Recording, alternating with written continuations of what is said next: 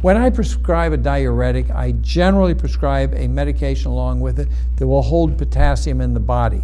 Like, for instance, I like Benicar HCT, and I have been using aldactazide, but there are other medications called Moduretic and Diazide, and all of those hold potassium in the body.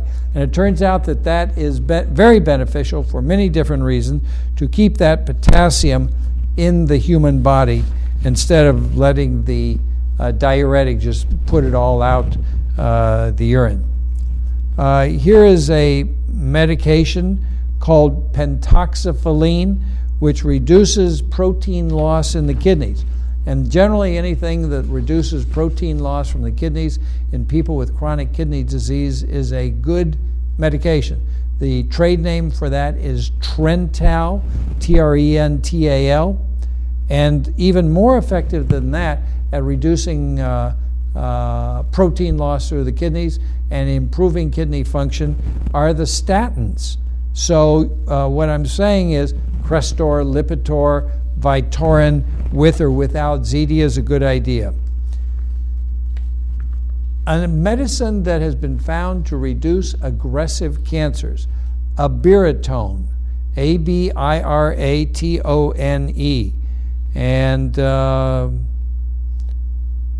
I don't know what that was originally brought on the market for, but that's the name of it. It's good for reducing the adverse problems of cancer of the prostate. Watermelon, let's see, color my rice, okay. I don't know what that's about. Cod liver oil reduces rheumatoid arthritis medication requirements. So if you take cod liver oil while you're taking your DMARD, disease-modifying agents, DMARD, that's what DMAARD stands for, disease-modifying in rheumatoid arthritis. If you take cod liver oil with that, you'll need less of those strong and even toxic medication. And here's something that I've known for a very long time, that magnesium deficiency is bad for the body. I like to see a magnesium level above 2.1, and ideally about 2.3 or 2.4. And that comes from eating an organic, well, not necessarily organic, but an unprocessed whole foods type diet of cooked vegetables, vegetable soup and beans. And of course you can have the barley and the brown rice and the other grains if you're not overweight. Berry consumption moderates heart disease risk factors. And we've already talked a little bit about that. Butterbur is an herb. It says butterbur, and that's good for migraine headaches. Here's an article on how treating the cholesterol reduces the loss of kidney function.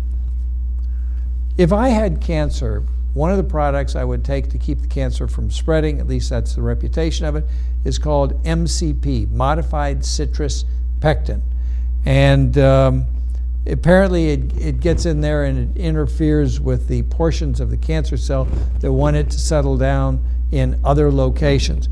And that's one that I would take along with graviola, artemisinin, AHCC, and I wouldn't take any of those every day.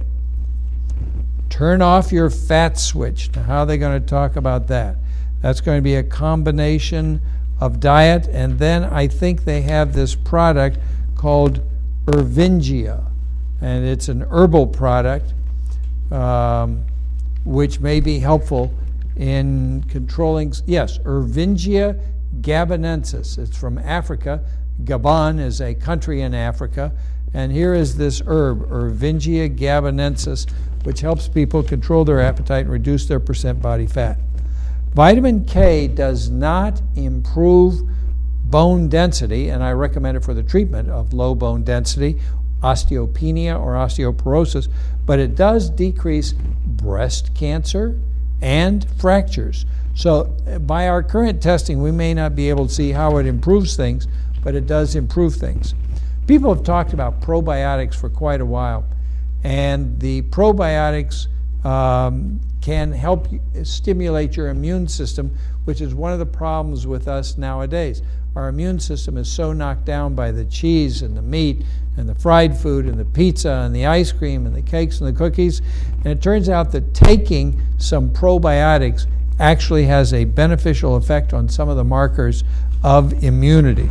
And I recommend that for people. Once again, if you want to take probiotics, take them 5 days a week.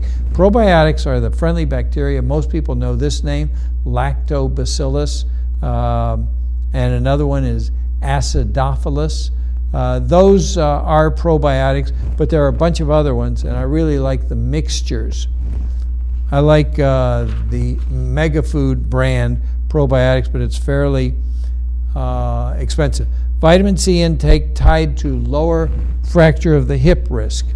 Well, now you have to be careful how you interpret that data, because basically that says the more vitamin C you take in, the less likely you are to have a hip fracture. I'm not sure that's due to the vitamin C, even though vitamin C is used in structural proteins in the body. But maybe those people who take in more vitamin C are also more physically active, thinner, have better balance because they're more active, and as a result are less likely to do the things that cause a hip fracture. Glycemic index and glycemic load, a cancer risk. The more you eat sweets and refined carbohydrates, your standard bread, your standard cereals, your sugar-coated cereals, the chips, the sweets, the cakes, the cookies, the candy, if it's sweet, the more you eat those foods that are higher in sugar and content and sweet, the more likely you are to develop cancer. You thought I was probably going to say diabetes or heart disease, but I am talking about cancer. I've shown this picture before. This is a car right here. It's called the Aptera. It's an electric car, I believe. It might be a gas. Yes, it is electric. The $30,000 car that's extremely well designed, very aerodynamic, and so it has less drag and more efficiency and can run on less batteries. Okay, I talked about Ervingia gabonensis. That's it. Good day and God bless you all. Robert Silverstein, MD, for the Preventive Medicine Center, 549-3444.